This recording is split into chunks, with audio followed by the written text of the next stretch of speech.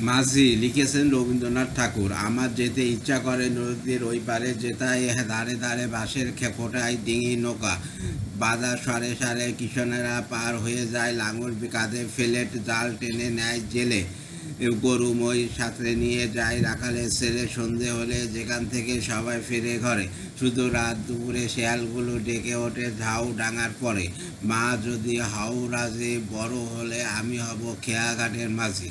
শুনেছি ওর ভিতর দিকে আসে জলার মতো, বর্ষা হলে কত ঝাঁকে ঝাঁকে আসে সেটাই চকাচকি যত, তারই ধারে ঘন হয়ে জন্মেছে সব সড়ো।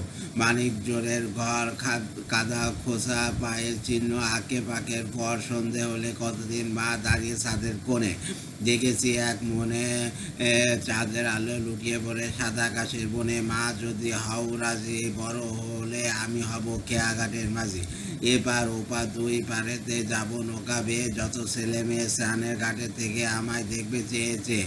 সূর্য যখন উঠবে মাথায়, অনেক বেলা হলে আসবো, তখন চলে বড় খিদে পেয়েছে গো, খেতে দাও মা বলে আবার আমি আসবো ফিরে আধার হলে সাজে।